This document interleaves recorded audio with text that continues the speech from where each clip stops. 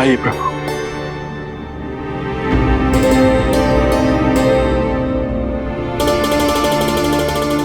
प्रभु, मैं आपको यहां ले तो आया हूं, किंतु मैं जानता हूं कि आपको कैलाश कितना प्रिय है। इसीलिए मैंने ऐसी ही कुछ व्यवस्था करने का प्रयास किया है। अति उत्तम बाणासुर, किंतु मैं यहां वास नहीं कर सकता।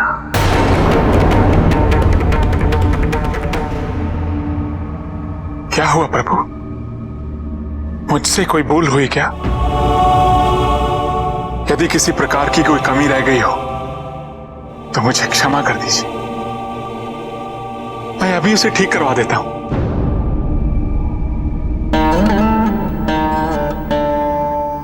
नहीं बाणासुर, तुमसे कोई कमी नहीं रही, किंतु मेरा शौनकपुर आने का मुख्य उद्देश्य था तुम्हारी नकारात्मक शक्तियों से तुम्हारी रक्षा करना।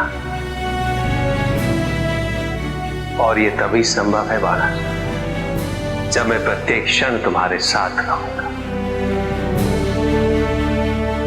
तो यहां विश्राम करने का तो प्रश्न ही नहीं उठता। प्रभु, आप मेरी रक्षा करने के लिए विश्राम भी नहीं करें। मैं धन्य हो गया प्रभु, आप अपने भक्त को इतना मान दे रहे हैं। अपने भक्त की सहायता करना, उसका मार्गदर्शन करना उसके आराध्य का दायित्व होता है। और उसी प्रकार एक भक्त का दायित्व है अपने आराध्य की सहायता और उसके मार्गदर्शन को स्वीकार कर उचित निर्णय लेना। मुझे विश्वास ही नहीं हो रहा है प्रभु कि आप साक्षात मेरे समक्ष खड़े हैं और मुझसे ये सब कह रहे हैं। ऐसा प्रतीत होता है जैसे मैं कोई स्वप्न देख रहा हूं। जैसे ही निद्रा टूटेगी आप वहां नहीं होंगे। मैंने तुमसे पहले भी कहा था बाणासुर, तुम जब भी मेरा आह्वान करोगे मैं अवश्य आऊंगा और तब तक तुम्हारे साथ ही रहूंगा, जब तक तुम मुझे स्वयं जाने के लिए नहीं कह देते। प्रभु, मुझ पर इतनी कृपा। प्रभु, मैं आपको कैसे कह सकता हूं कि आप यहां से जाएं? नहीं प्रभु, कभी नहीं, ऐसा कभी नहीं होगा।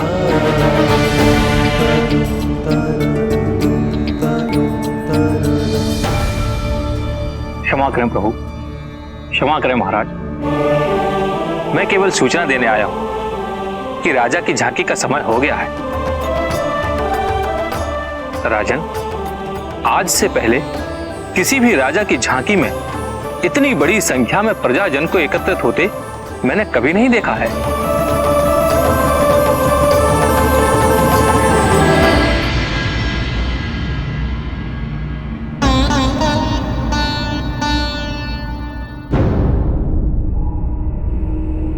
मामा जी कैलाश नहीं आए। प्रसाद वितरण के समय मां उनकी प्रतीक्षा कर रही थी। हाँ भैया, पिताजी और मामा जी में ऐसी मतभिन्नता पहले कभी नहीं देखी। मां की चिंता इससे और भी बढ़ गई होगी।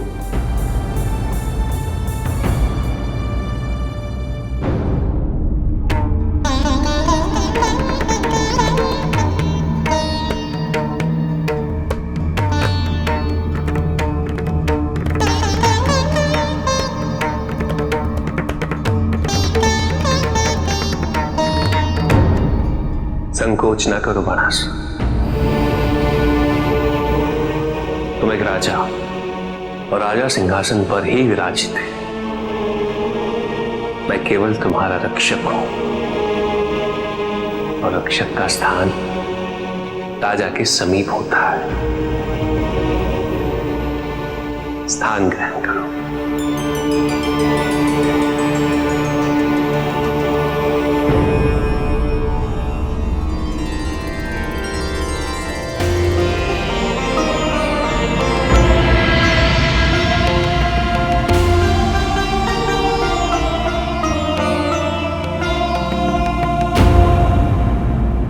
आज आपके पूर्वज कितने गौरवान्वित होंगे। ये राजा की झांकी के लिए पूरे राज्य की प्रजा एकत्रित होने लगी है। प्रजा के लिए प्रवेश द्वार खोल दिए जाएं। हर हर महादेव, हर हर महादेव, हर हर महादेव, हर हर महादेव, हर हर महादेव, हर हर महादेव, हर हर महादेव,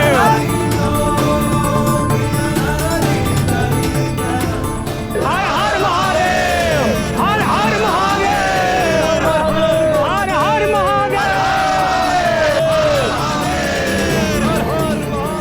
शांत हो जाइए, कृपया सभी शांत हो जाइए।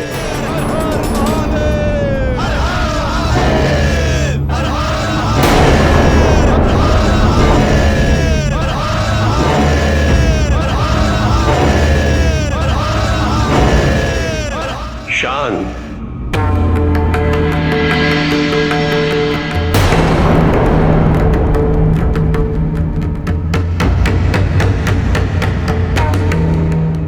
महाराज, मैं सभी सोनितपुर वासियों की ओर से आपसे एक निवेदन करना चाहता हूं।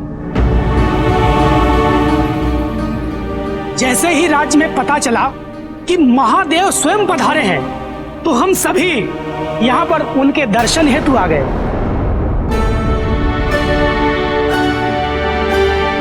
अतः आपसे विनती है कि महादेव के चरण स्पर्श हेतु तथा उनके आशीर्वाद लेने हेतु अनुमति प्रदान करें।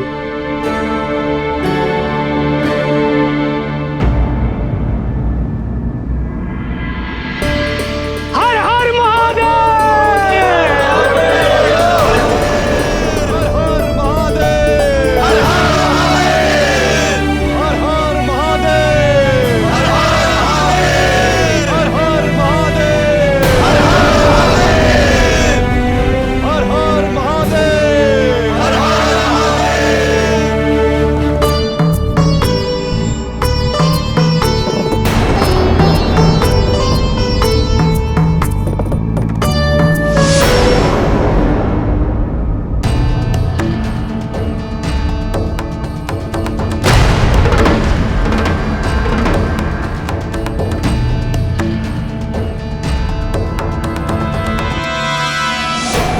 सोचो बाणासुर, सोचो, यदि तुम महादेव को यहाँ नहीं लाते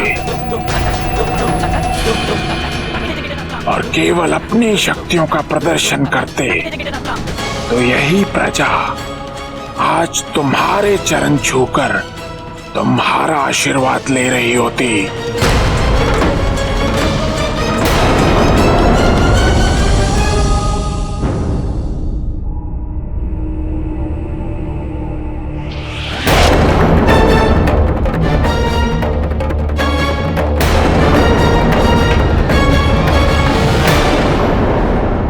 किसने किया है ये दुस्साहस?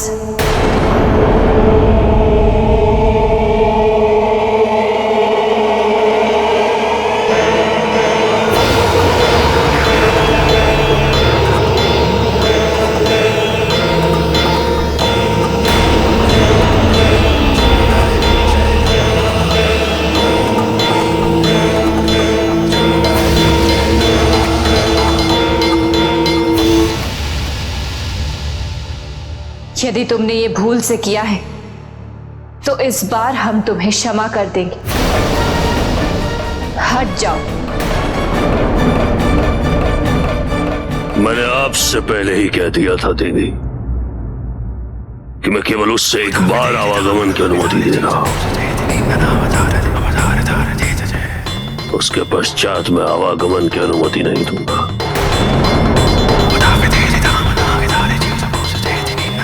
और आपने स्वयं उस निर्णय को स्वीकार भी किया था नंदी और गणप्रेत आवागमन में एक बार कर चुके हैं। अब मैं पुनः किसी को भी आने जाने नहीं दूंगा।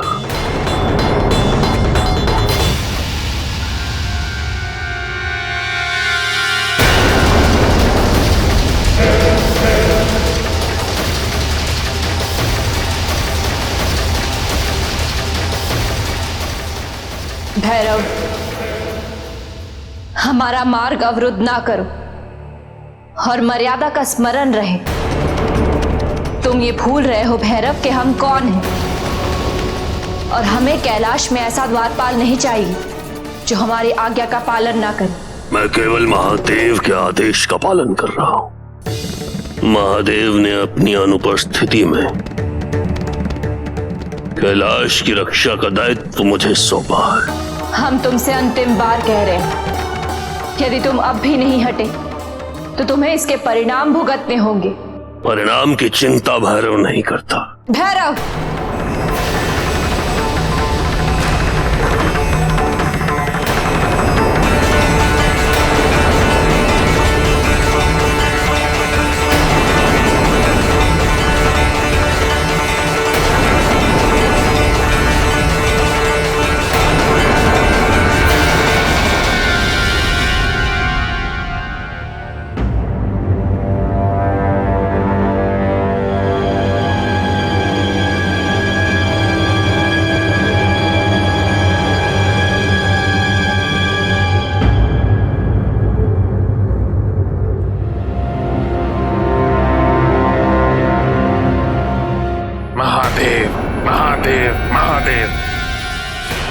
तब उनका ही गुण गा रहे हैं। ये क्या कह रहे हो तुम? महादेव का गुणगान ही तो होना चाहिए, वो आराध्य है मेरे। नहीं बाणासुर, नहीं, वो तुम्हारे आराध्य देव होंगे, किंतु बाणासुर, यदि महादेव यहां रह गए तो तुम केवल उनके सेवक बन के रह जाओगे। तुम्हारी प्रजा तो तुम्हें पूछेगी भी नहीं। इसीलिए महादेव को यहां से जाना होगा, उनको यहां से जाना ही होगा। बाणासुर, बंद करो मुझे भ्रमित करना। तुम्हारे इन नकारात्मक विचारों से अपनी रक्षा हेतु ही मैं महादेव को यहां लाया हूं। यह निस्संदेह तुम्हारा भय है। यदि वो यहां रहे तो तुम्हारे अहंकार को नष्ट कर देंगे, तुम्हें हिंसा नहीं करने देंगे। नहीं बाणासुर, महादेव को यहां से जाना होगा। नहीं, बंद करो ये कहना, महादेव कहीं नहीं जाएंगे। तनिक विचार करो बाणासुर। 1 सहस्त्र भुजाएं और प्रत्येक भुजा में 1 सहस्त्र हाथियों का बल। ऐसे शक्तिशाली वरदान का लाभ ही क्या, उसका उपयोग ना करना उसका दुरुपयोग ही तो है। मेरी शक्तियां आतुर हो रही हैं, खड्ग उठा के युद्ध करने की इच्छा जागृत हो रही है। जब तक मैं अपनी शक्तियों का पूर्ण रूप से प्रदर्शन ना कर लूं, इस संसार की दृष्टि मुझ पर और मेरी उपलब्धियों पर नहीं पड़ेगी। इसीलिए वो मुझे कभी महत्व नहीं देंगे। यदि महादेव को वापस नहीं भेजना है तो ये तो करना ही पड़ेगा बाणासुर। इसमें अनुचित भी क्या है? कुछ भी तो नहीं। अन्य राज्यों पर विजय प्राप्त कर अपने राज्य का विस्तार करना, ये तो धर्म है। ये तो कर सकते हो ना तुम। सोचो बाणासुर, आज तुम इतनी सी प्रजा का उद्धार कर रहे हो और कल अन्य राज्यों की प्रजा भी तुम्हारी शक्तियों का लाभ उठाएगी। सोचो बाणासुर, सोचो।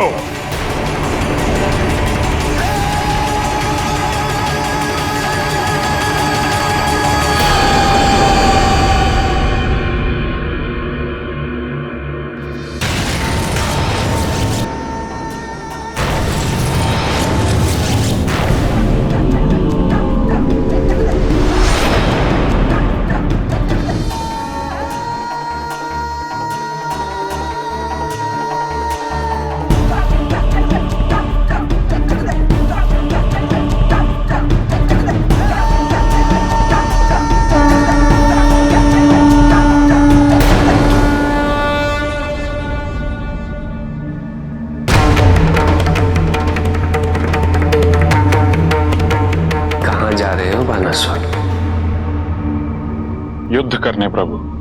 युद्ध? हाँ प्रभु, आपके द्वारा दी गई शक्तियों का सही उपयोग कर राज्य विस्तार करने हेतु। मानस, ये शक्तियां मैंने तुम्हें पराक्रम करने के लिए नहीं, धर्म की रक्षा के लिए दी हैं, परोपकार के लिए दी। और परोपकार का अर्थ ये नहीं कि तुम किसी भी राज्य पर आक्रमण कर अपना आधिपत्य स्थापित कर लो।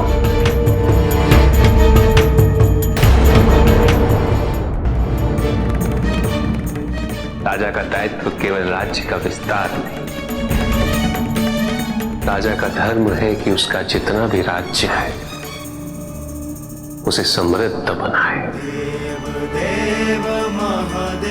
प्रजा का कल्याण करे, प्रजा की रक्षा करे, अपने अन्य राज्यों के राजाओं के साथ अच्छे संबंध स्थापित करें। यदि तुम बिना किसी उचित कारण किसी अन्य राज्य पर आक्रमण करते हो तो तुम्हारी क्रूरता होगी। तो प्रभु, क्या केवल दूसरे राज्य द्वारा आक्रमण करने के बाद ही मुझे युद्ध करना चाहिए?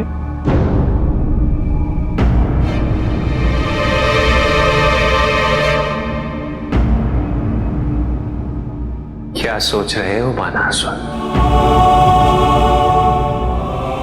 प्रभु, आप सदैव मेरे साथ रहिए, एक क्षण भर के लिए वे मुझसे दूर न जाए, क्योंकि मुझे भय है प्रभु कि कहीं ये शक्तियां मुझसे कुछ अनर्थ कार्य न करवा दें। बानासुर, मेरा उद्देश्य तो केवल तुम्हें आत्मनिर्भर बनाना है।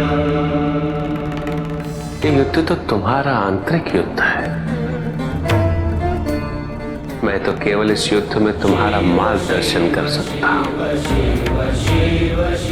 इस युद्ध में क्या करना है निर्णय तुम्हारा होगा, और यही निर्णय निर्धारित करेगा कि तुम अपने मन को नियंत्रित करने में सफल हो सके हो या नहीं।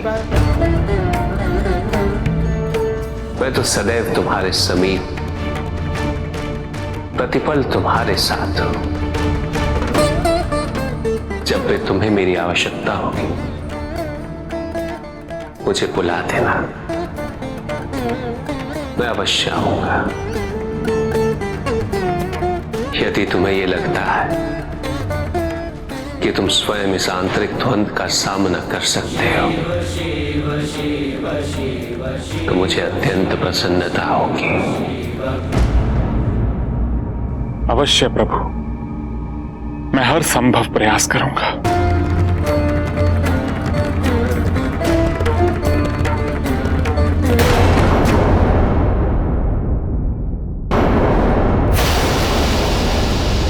यदि तुम पे हम अब तक आक्रमण नहीं कर रहे तो वो केवल इसलिए क्योंकि तुम स्वामी के अंश हो, और हम क्रोधित होकर तुम पे अपने बल का प्रयोग नहीं करना चाहते। और जब भी हमारी इच्छा हो हम कैलाश से बाहर जा सकते, और हमें कोई नहीं रोक सकता है भैरव, कोई भी नहीं। भैरव, आपको बोध भी है कि आप क्या कर रहे हैं? जगत माता, माता आदिशक्ति के आदेश का आप पालन नहीं कर रहे हैं। माता का आदेश तो महादेव के आदेश के समान ही है। अवश्य होगा नंदी, किंतु मैंने तो वचन केवल महादेव को दिया है। भैरव, मां का मार्ग अवरुद्ध ना करें। मैं कहता हूं इसी क्षण मार्ग से हट जाइए, अन्यथा मुझसे युद्ध करने हेतु तैयार हो जाइए।